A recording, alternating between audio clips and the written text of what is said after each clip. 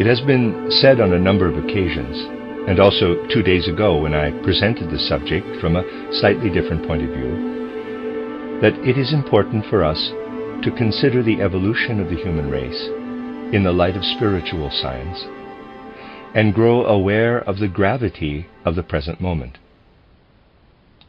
We shall then have to act out of our realization of the gravity of the situation, irrespective of our position in life. Today, I should like to add some further building stones to an edifice that, seen in its entirety, can show us the present-day tenor of the human mind and spirit, and how we shall have to work for the further progress of humankind by taking this state of mind and spirit as our basis. To begin with, let us refer to things which in the main are already known to us. We know that the human race in its present state of civilization has, by and large, descended from the human race that evolved before disaster befell the continent of Atlantis. It has been said on a number of occasions that Atlantis occupied an area between present-day Europe, Africa, and America that is today covered by the Atlantic Ocean. We know that under the influence of that disaster, in the course of its preparation and later as it proceeded, the peoples of that time migrated first in an eastward direction, populating Europe and then Asia as they moved on, and that the European and Asian peoples of the present day are in fact the descendants of the peoples of Atlantis.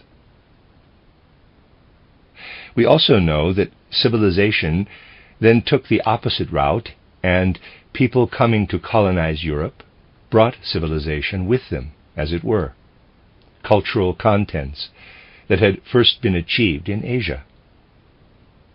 These then spread further from a number of centers in Europe.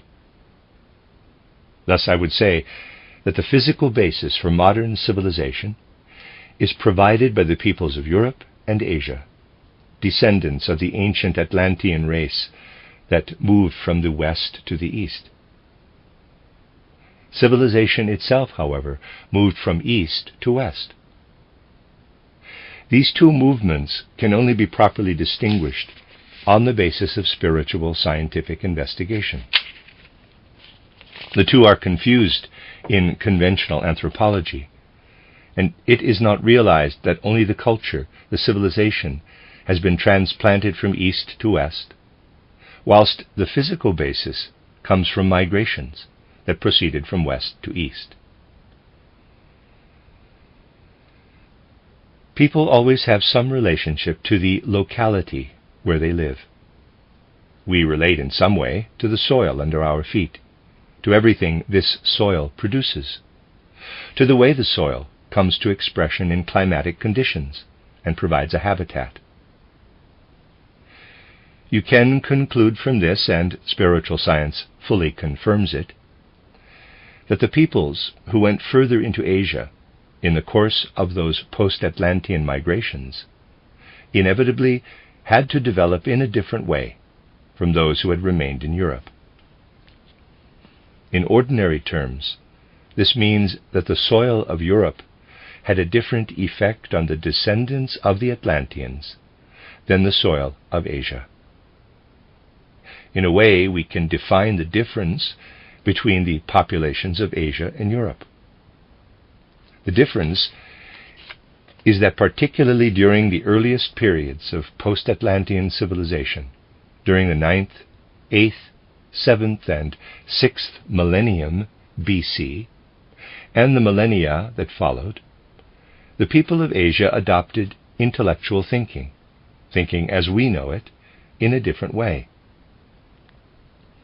This type of thinking did not fully emerge until the 15th century, as I said on the last occasion, but it was in preparation for centuries and indeed millennia before that.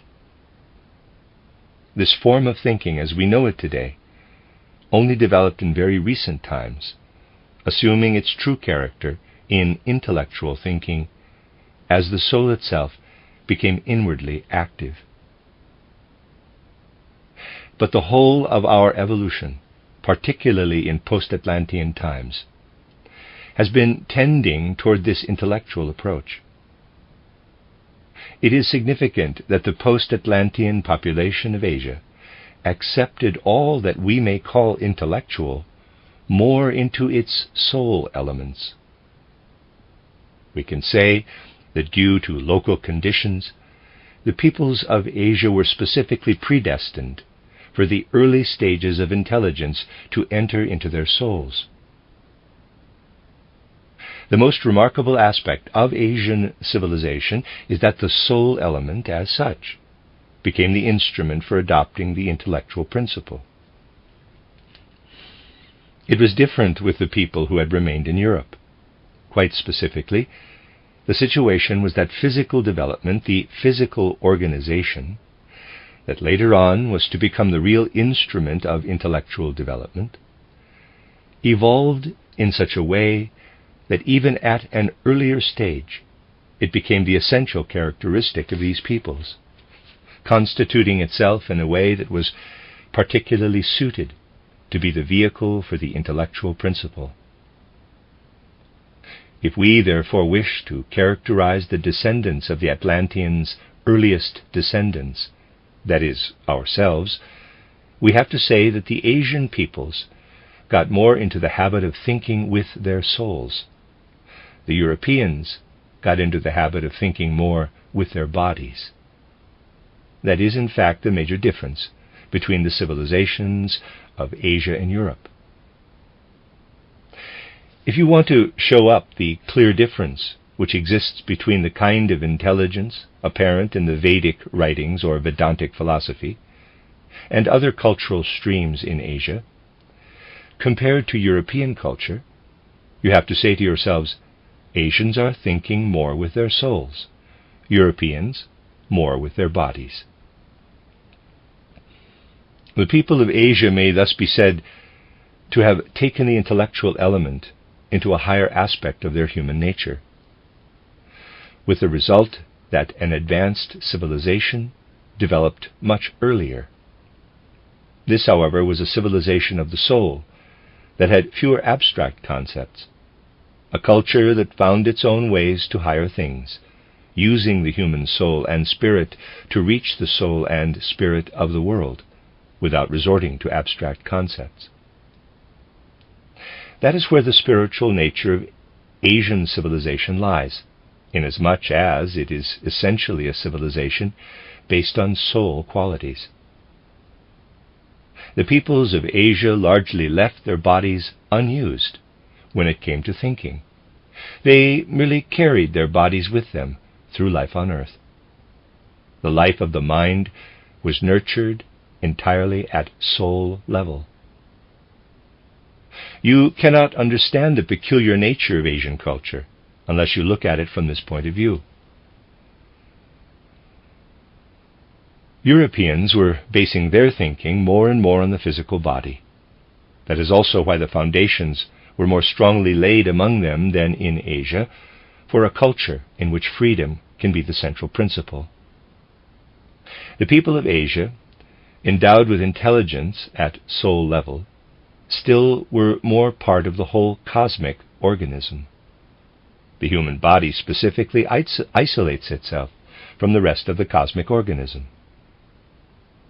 Using it as the instrument for our intellectual life, we become more independent, though this independence is more bound up with the body than is the case with the people of Asia, who have developed intelligence within the soul principle and are consequently less independent. As the time approached in the history of humankind that was to bring the mystery of Golgotha, an advanced culture of soul and spirit had evolved in Asia. At the time of the mystery of Golgotha, it had already reached its culmination and was in the early stages of decline. Do not let us deceive ourselves. European ideas do not make it easy to grasp the great culture which had grown out of the soul and spirit of the Asian peoples. When people who are thoroughly European in their way of thinking, people for whom the physical body is the instrument of thinking, want to get Europeans to appreciate Asian ideas as Deussen has done, for example, the outcome in no way represents the contents of Asian civilization of soul and spirit. For everything alive in it has been translated into European thought. It has even happened that interpretations of certain spiritual streams in India caused a sensation in Europe. Those published by von Garbe, for instance. Yet it was nothing more than European materialism, producing a garbled translation of Asian soul and spirit culture. Publications of this kind contain a trace of the real spirit of ancient Asia. It is necessary to point this out very firmly because, as I have said before, belief in authority has reached an extreme degree, and people really have nothing in them that permits them to acknowledge the validity of something, except the fact that it has been written by university professors. There is, of course, no real inner reason why Deussen's or Garbe's botchwork should be considered important in any way, except that there is this belief in authority in Europe, which is going sadly astray. People are no longer in a position even to find any kind of inner reason. They merely believe one thing or another to be right, because some outer authority says so. It does not help to avoid saying the truth about these things, even if it means making more enemies. For the gravity of the present situation absolutely demands that there shall be no compromise where certain things are concerned, and that the truth must be clearly stated. The advanced culture of the spirit in Asia was already to some extent in decline when the event of Golgotha occurred. This event of Golgotha, it cannot be sufficiently stressed, was first of all taken in and understood by minds that were the product of Asian culture. It is important to distinguish between the mystery of Golgotha as an historical event that happened in the Near East at the beginning of the Christian era, and the notions people have of this mystery of Golgotha. At the time when the event occurred, Europe did not have the capacity to grasp it fully, for it was an event that could only be grasped in soul and spirit. European civilization, however, had spread by using physical matter as its instrument.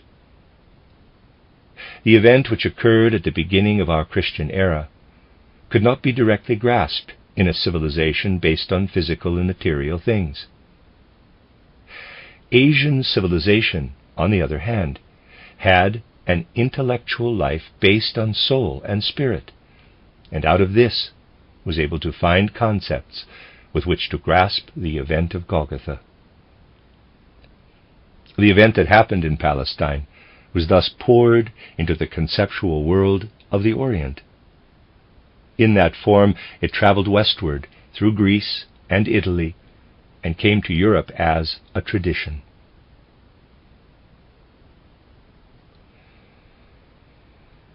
People can be given something in an external way that they cannot yet grasp in their hearts and minds. Things may come to them in the form of a tradition or through the written word.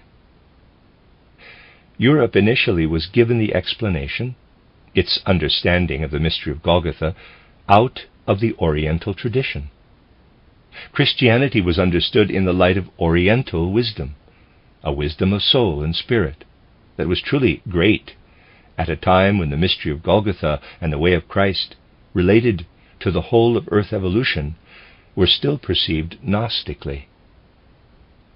It dwindled more and more as Europeans were increasingly blending their own unique characteristic into this tradition. They had to bring their particular characteristic of an intellectual life bound to the physical body into the way they saw these things. The following happened particularly in Europe. In early times, the human bodies of Europeans were very much the instrument of their kind of elementary intellectual thinking. But then this body gradually began to die. Physical evolution of European humanity until the 15th century, and even to this day, consisted in the physical body growing more and more dead. Our physical bodies are growing denser and denser and more bony. We cannot demonstrate this with the methods of ordinary anatomy and physiology, but it is true. We no longer have bodies as inwardly alive as those of people living in the 1st, 3rd, and even the 10th and 11th centuries. Our European bodies of today have grown bony, paralyzed, compared to those ancient bodies that were inwardly alive. Thus you have, on the one hand, a tradition designed for the soul and spirit of Asian people, who preserved the ecclesiastical creeds, and on the other hand, a more and more European body that increasingly felt those Asian traditions to be alien, and in the end no longer found itself able to take in the ideas coming from Asia. From the middle of the 15th century onward, the influence of the bony European body has been such that, in the end, that old tradition only survived in empty outer phrases among religious communities.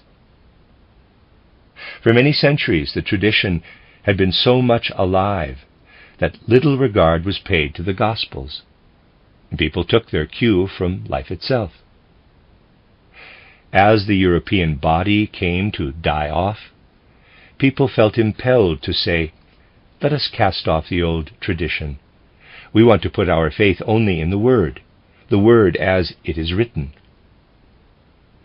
People believe they have the Word when in fact they only have a poor translation of it. It gradually came about, though no one is willing to admit it, that really all one had was the outer shell of the Word of old, that once held within it the tidings of the mystery of Golgotha in the garb of Oriental wisdom, a wisdom of soul and spirit. This Oriental wisdom is little understood by the people who generally interpret or translate the Gospels. They understand little, if any, of it. The point is that it is necessary to see the mystery of Golgotha in a new light. However, unless we Europeans get beyond what a dying physical body is able to give, we will be unable to do so. We must develop through spiritual science and come to grasp the spiritual world in a way where we are independent of this body. Our future salvation entirely depends on our ability to grasp the spiritual world in this way, independently of our physical bodies, going straight for the Spirit. It will have to be different in essence from the Oriental culture of soul and spirit, which came as though of its own accord as human beings evolved. Europeans of the present time will need to achieve it by their own efforts. They will have to nurture spiritual science.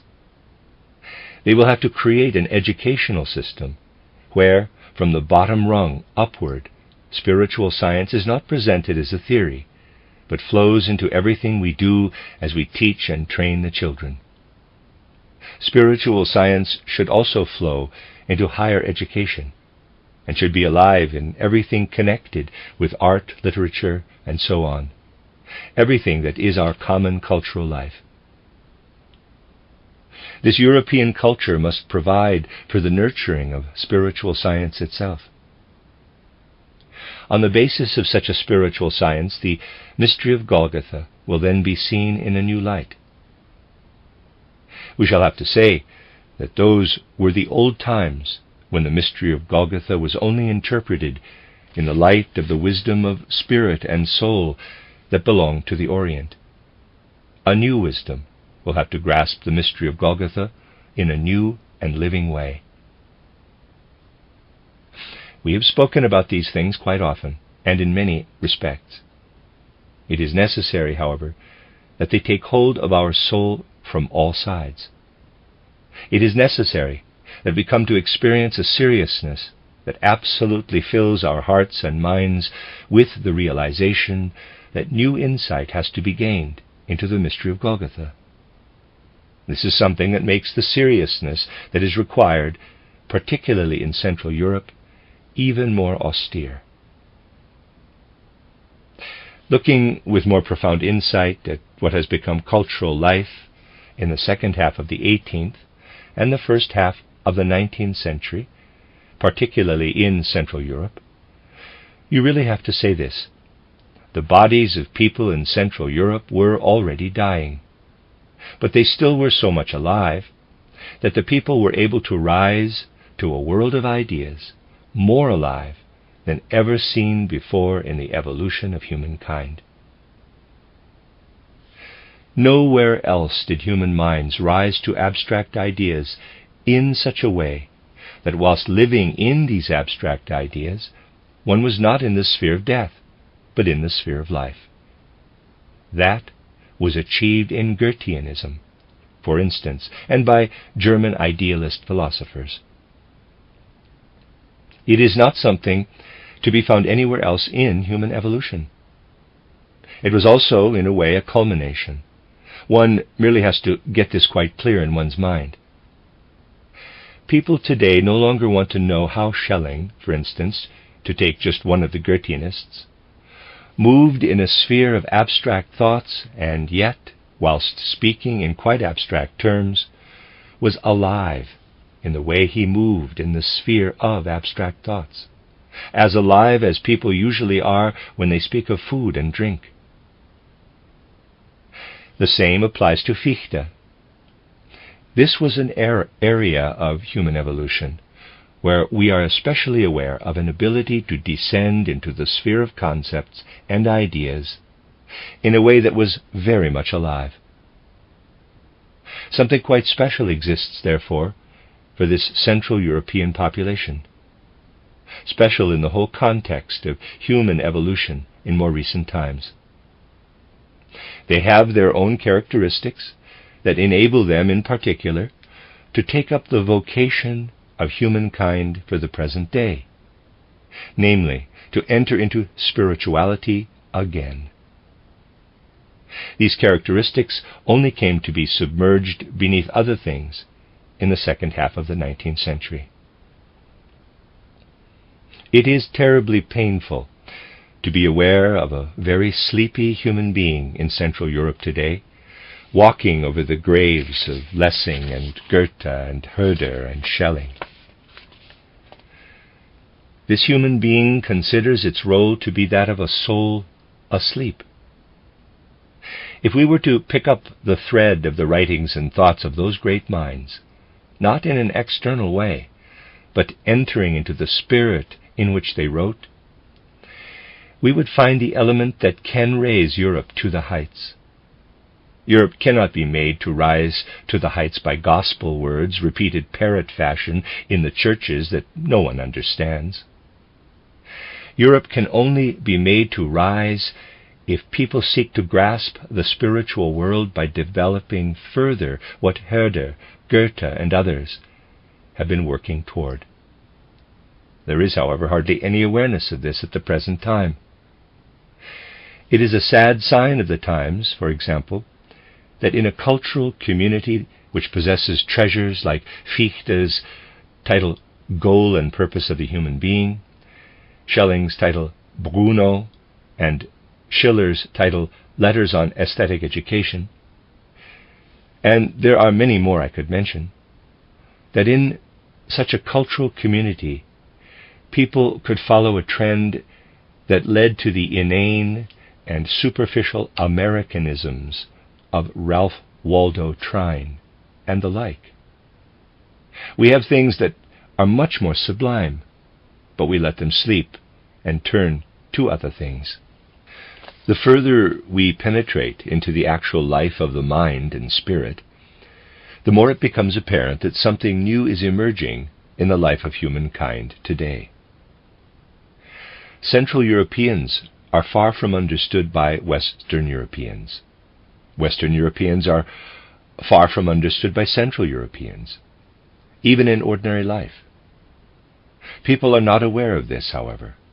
They think they understand each other. They do not realize that they are not communicating their thoughts. I am not referring to the way Americans and Europeans fail to communicate, but Central and Western Europeans. You come across some odd things in this respect. The last time I was here, I told you that vilification is rife, not only within Germany, but also outside its borders. I told you about this man, Ferreira, for instance, who spread one of the strangest tales in a Swiss-Belgian journal, saying that it was of course generally known that I was Rasputin to William II, and had a major share in all the bad advice William II was given in those terrible days. This slanderous story came to be widely known, particularly in French-speaking Switzerland, and I therefore defended myself by writing down the truth of the matter, stating the bare facts. I said that I had only ever seen the former emperor briefly and from a distance, had never spoken with him at all, and never sought to contact him even through others. These are the bare facts I stated in a letter to Dr. Boos, who then gave Mr. Ferreira the necessary set-down. The matter was published in the journal in question, together with Ferreira's reply. This went more or less as follows. Once again, the great difference between the Latin and the Germanic mind is demonstrated. The Germanic mind takes everything so seriously. Quote, "My readers," Ferreira wrote, continue quote, "will of course not have been deceived. They will have realized that what I wrote was intended to be plaisanterie and not mécanique. Apart from that, let me state that it is possible to learn that something we may have heard from people whom we think we can believe need nevertheless not be true, even if it is a widely believed rumor. I am taking note of this," close quote, and so on. Readers aside, forgive me on the pronunciation of these French words. I think they're French words. End of readers aside. That was the elegant reply the, in quotes, Latin mind was able to give, with a plaisanterie concerning the Germanic mind. At least one has the satisfaction that these things have come to the fore. Very often they are not even noticed. They assume even greater significance where a more profound view is taken of the world, at the point where they relate to initiation knowledge and everything connected with this. This is a sphere where it is indeed necessary to mention these things just for once, though some people consider it highly dangerous to touch on them even today. I want to talk to you today about a matter that, in the opinion of representatives of initiation knowledge, Western representatives in particular, should not be discussed. Western representatives of initiation knowledge will tell you again and again that it simply will not do for anyone to spread initiation knowledge they have gained for themselves. You will find that when genuine initiates in the West present initiation knowledge in books available to the public, they always deny having personal experience of the things of which they are writing. You will find that it is quite typical, such things have appeared particularly in America, to have a preface that is part of the whole technique, which says the following, quote, "None of these things are my own, of course, for if they were just my own, I would not mention them," close quote. Take a look. You will find this kind of thing in many documents published particularly by Western initiates. If you ask why it is done like this, you will be given an answer that within certain limits is certainly true for Western initiation science. You will be told that anyone learning something directly from the spiritual world, who knows the secrets of the spiritual world, cannot tell another person that he has it from personal experience. These will be the words used to answer the question. For if he betrays the fact that he has initiation knowledge from personal experience, he becomes dependent for life on the person to whom he betrayed his secret. This attitude has its roots in the essential nature of Western initiation science. The effect is that anything to do with initiation is discussed in a very superficial way among Western initiates in their societies, and that there are indeed initiates moving around among Western humanity of whom nobody knows that they are initiates. This is an attitude that has to be overcome in the New Age. It cannot hold true in Central Europe, and the spirit which must arise in Central Europe will have to fight this attitude. It will have to fight it by coming to understand the mystery of Golgotha in the new and spiritual way I have talked about. It will have to come to understand the presence of the Christ in human life. Here lies a major secret.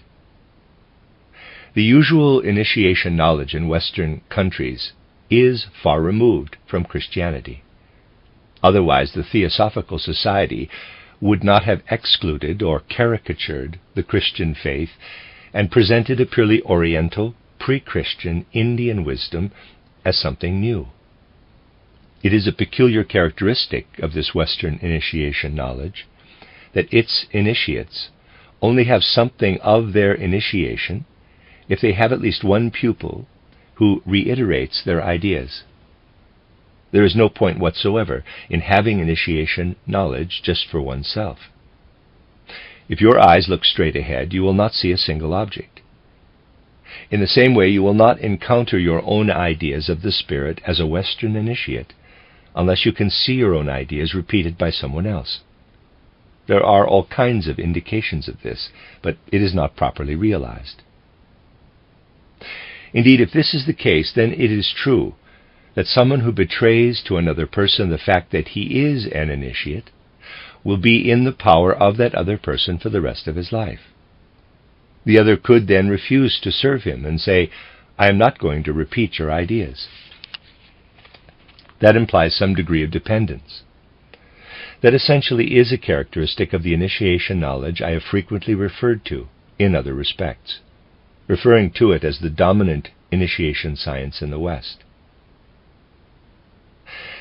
There is only one way out of this dependence on one's followers, and that is to be in communion with Christ, who can truly be found on earth since the mystery of Golgotha. We are not then in communion with a human being who is not perceptible to the senses, but with the first among brothers who has come among men, with the living Christ walking among us. If we are in a communion with Christ, the way we had to be in communion with other persons in pre-Christian initiation, we need not be afraid to share our own wisdom with our fellow human beings. There is no other way in the present time in which original initiation wisdom can be directly communicated than by being in communion with Christ. There is no other way. A genuine initiation wisdom of the present age will have to look for such communion with Christ. If this initiation wisdom were not there to be found, we could make no progress in social understanding. It is no longer possible to evolve social ideas nowadays unless we base ourselves on initiation. Yet we have need of social ideas. A social system born wholly out of Western initiation wisdom would depend on that initiation wisdom being kept secret, even at its lowest levels. Certain higher levels cannot be made known today because people must have the necessary preparation. Keeping things secret in this way is not compatible, however, with the principle of people being equal, a principle modern Europeans, and indeed the whole civilized world, consider important today. So, you see that exactly when it comes to initiation wisdom, a colossal difference shows itself between the Central European and the Western mind. The difference becomes even more apparent in the case of initiation wisdom than in the situation where people talk above each other's heads in the present time and believe humankind can be brought to an abstract uniformity. That cannot be done. Human beings are differentiated, and this differentiation shows itself particularly if one takes a more profound look at initiation knowledge. This is an important subject, and it will no doubt be necessary for me to explain it in more detail during the time I am here. When it comes to genuine spiritual insight, one simply cannot be slipshod about things, and a lack of seriousness concerning the truth is unacceptable. It simply will not do. Truthfulness is of the essence.